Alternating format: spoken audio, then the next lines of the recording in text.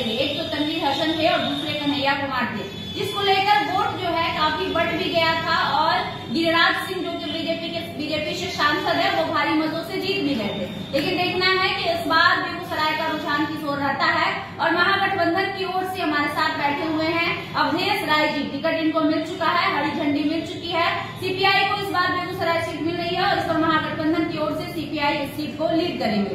क्या करेंगे सर कि सीपीआई से आपको उम्मीदवार इस बार चुना गया है, 3 बार के विधायक दे रहे हैं आप? देखिए, हमने बेगूसराय जिले के गरीब, दलित, पिछड़ा, अति पिछड़ा और जो सामान्य लोग हैं उनके सम्मान की लड़ाई लड़ने का हमारा एक लंबा इतिहास है। और इस इतिहास को समझते हुए भारतीय कम्युनिस्ट पार्टी ने मेरे कंधे पर ये जवाबदेही किया है। और मैं समझता हूँ जो बेगूसराय के गरीब लोगों के बीच एकता है हर जाति के अंदर, हम समझते हैं इस बार हमारी जीत होनी ही चाहिए। महागठबंधन मजबूती से मैदान में था। लेकिन सर 4 बार से लगातार भाजपा और जेडीयू इस सीट को जीत रहा है, कितना मुश्किल होगा आपके लिए इस बार इस सीट की लड़ाई?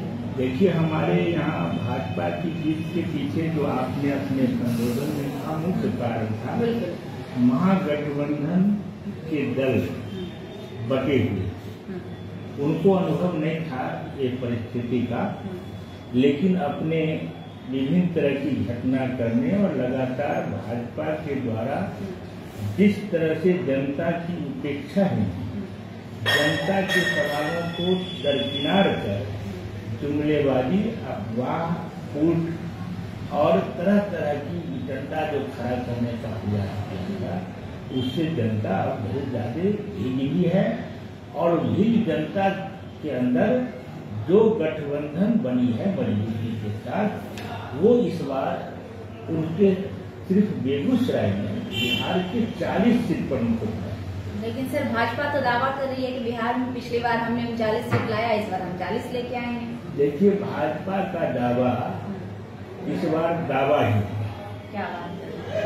इस बार उनकी कोई दाल गलने वाली नहीं। गिरिराज सिंह नहीं जीतेंगे इस बार बेगूसराय? इस बार माननीय गिरिराज बाबू तो नहीं जीतेंगे, बल्कि बिहार के अंदर एक भी सीट लेगा तो बहुत कहना बड़ा मुश्किल। एक भी सीट नहीं आएगा भाजपा को सर, बहुत बड़ी बात कह रहे हैं आप। उसके पीछे कारण है, उसने अपने 10 साल में बिहार का शिक्षा को चौपट कर दिया।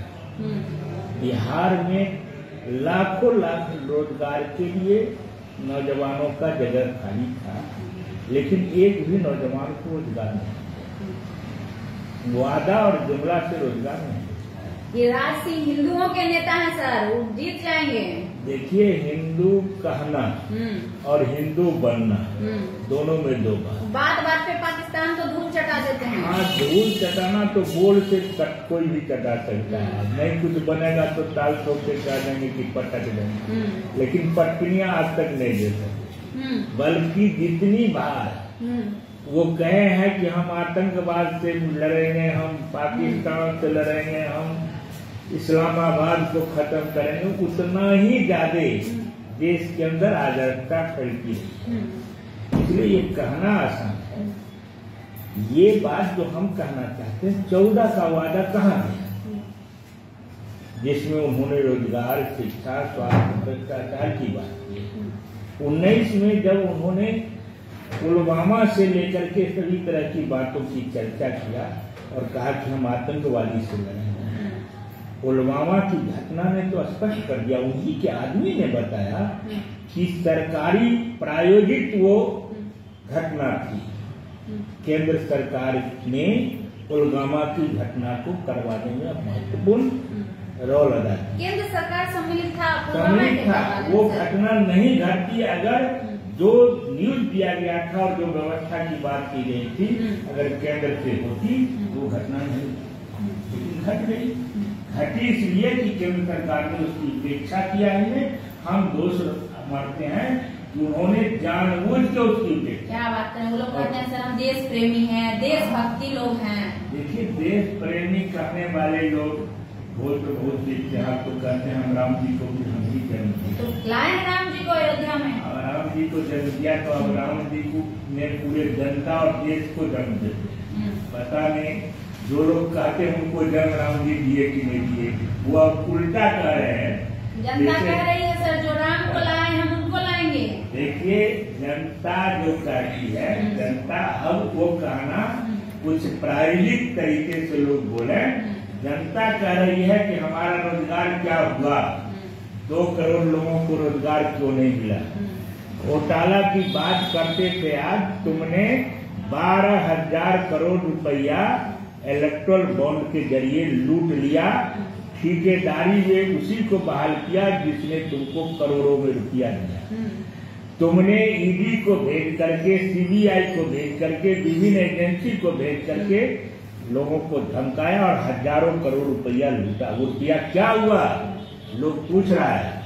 पिछले 50 वर्ष में कांग्रेस शासन में जितनी घोटाला और चर्चा होती रही, उसका 50 गुना ज्यादा कहिए इस 10 साल में घोटाले का 50। आपके ऊपर भी ईडी का छापा आ जाएगा सर, बहुत बड़ा आरोप लगा रहे हैं आप भाजपा पे। देखिए, हमारे ऊपर ईडी का आने का तो कहीं से सवाल नहीं है, लेकिन अगर ईडी नहीं महा ईडी को भी ले आएंगे, हम सच बोलने से पीछे हटेंगे।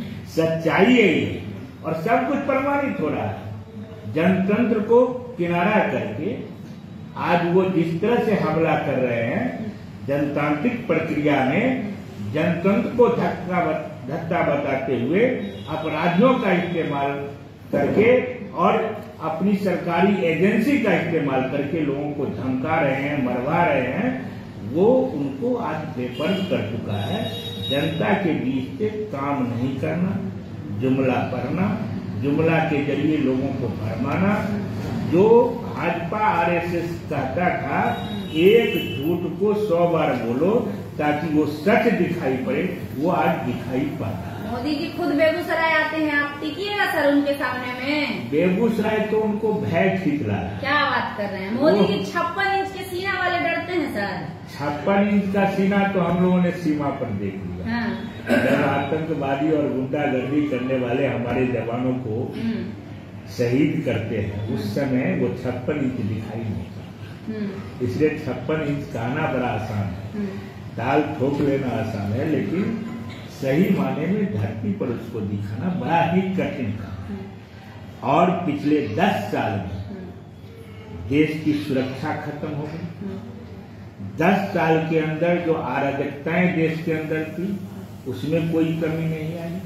भ्रष्टाचार पिछले तमाम दिनों से 10-20 गुना ज्यादा बढ़ गया। और रोजगार, जो रोजगार पाने वाले लोग थे वो सड़क पर चले आए, और जिनको रोजगार लेना चाहिए वो तो बौख रहे हैं। और अंदाजा कीजिए, इसी बिहार में 17 साल थी मोदी जी की पार्टी की ही सरकार, और जिसके मुखिया थे हमारे जो वर्तमान मुखिया है नीतीश बाबू।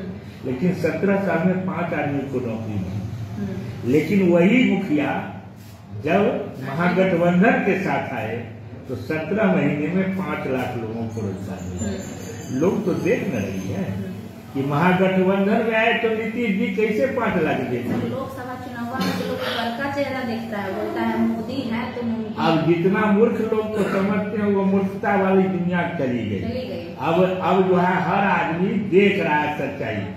इसलिए जो जमाना आज से 40 वर्ष जिस समय हम लोग बैठ बेगारी मांगन मंत्री इज्जत सम्मान की लड़ाई लड़ते थे, आज की तारीख में लोग रोजगार और रोटी की लड़ाई लड़ने में अपना भूमिका अदा कर रहा है। टक्कर दे पाइएगा सर गिरिराज सिंह को?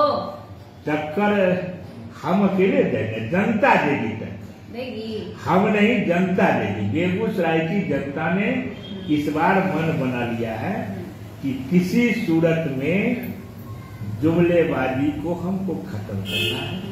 धोखेबाजी, समाज को तोड़ने वाली, धार्मिक उन्माद पैदा करने वाली, जाति और धर्म के नाम पर दंगा करवाने वाली ऐसी ताकत को पराजित करके जो रोजगार का सृजन करते, जो बेगूसराय के विकास की बात करते हैं, हम पूछेंगे किसी व्यक्ति के नाम लेके नहीं कि 10 साल का शासन भाजपा का बेगूसराय का क्या हुआ। कारखाना का भट्ठा बैठने लगा, धीरे धीरे समाप्त होने की दिशा में बढ़ गया। खेती हमारी चौपट हो गई।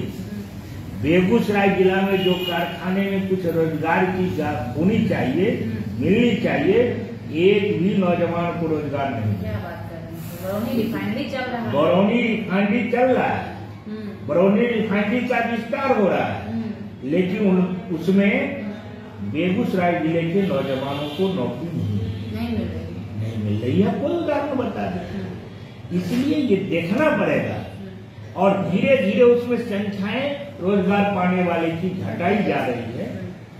कारपोरेट के हाथ में धीरे धीरे बेच करके संपत्ति दिया जा रहा है। जो सार्वजनिक क्षेत्र में रोजगार की गारंटी होती क्षीण होता जा रहा है। इसलिए हम इस बात को मानते हैं कि ये हम मान के चलते हैं कि बेगूसराय की जनता इस सारी परिस्थिति को समझती है और इसलिए बेगूसराय में कारखाना को बचाओ, रोजगार को पाओ, खेती को बढ़ाओ, रोजगार का सृजन करो और जो बेगूसराय जिले के विकास की गाड़ी को पिछले 50 वर्ष तक धकेल दिया, एक बार फिर से नया बेगूसराय और बेगूसराय के सहारे संपूर्ण बिहार को बनाओ, ये संकल्प जनता का है। और इसलिए कोई चाहेंगे चाहे जितना भी ताकत झोंक देंगे, कोई इस बार जनता सुनने वाली नहीं है। जनता बनाम सत्ता की लड़ाई, जनता बनाम सत्ता की लड़ाई इस बार। चलिए, बहुत बहुत धन्यवाद सर। तो हमारे साथ अवधेश राय जी थे। ये 3 बार के विधायक रह चुके हैं बेगूसराय के जिले से और विधानसभा की अगर हम बात कर ले तो बछवाड़ा विधानसभा से ये विधायक रह चुके हैं। और बेगूसराय की अगर हम बात करें तो लगातार 4 बार से बेगूसराय में जेडीयू और बीजेपी की सांसद रही है। इससे पहले बहुत दिन पहले की बात है, 99 की अगर हम आपको बता दें तो उस समय यहाँ पे राष्ट्रीय जनता दल से